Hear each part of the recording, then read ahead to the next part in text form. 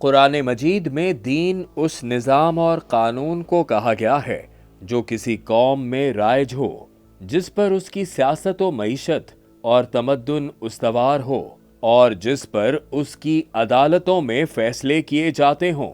یہ نظام اگر اللہ کی کتاب اور اس کے رسول صلی اللہ علیہ وآلہ وسلم کی تعلیمات پر قائم ہو تو دین اسلام کہلائے گا، اور اگر ایسا نہیں ہے تو وہ دین بادشاہ یا دین جمہور ہوگا۔ سورہ یوسف کی آیت نمبر 76 میں قرآن مجید نے مصر کے قانون کو بادشاہ کا قانون قرار دیا ہے۔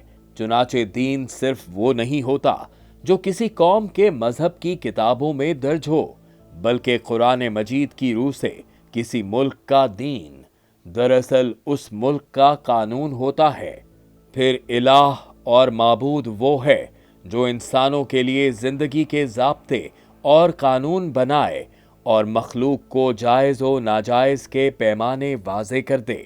قرآن مجید نے یہ بھی واضح کر دیا ہے کہ اگر کسی قوم کے کچھ افراد قانون سازی کا اختیار رکھتے ہوں یا پوری قوم ہی جائز و ناجائز کے فیصلے کی مالک بن جائے تو وہ اپنی یا اپنے قانون سازوں کی بندگی اختیار کرتی ہے۔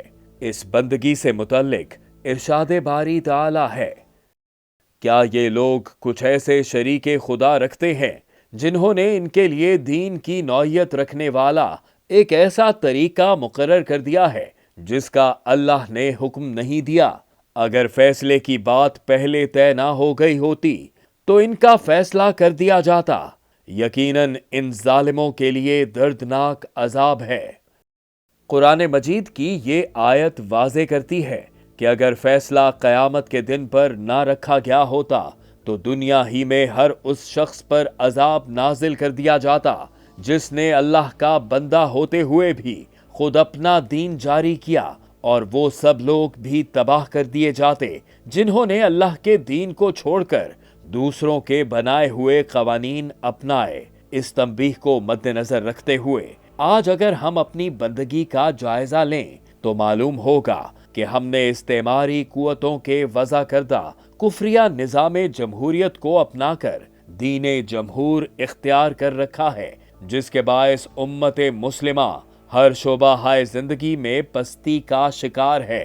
آج ہمیں دین اور معبود کے حقیقی مفہوم کو سمجھتے ہوئے اللہ تعالیٰ کی بندگی اختیار کرنا ہوگی اور دین جمہور کی بجائے دین اسلام کو قانون بنانا ہوگا۔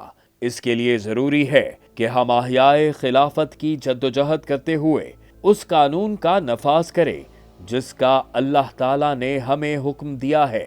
اسی کے ذریعے ہم دنیا و آخرت میں اللہ تعالیٰ کی پکڑ سے بچ سکتے ہیں۔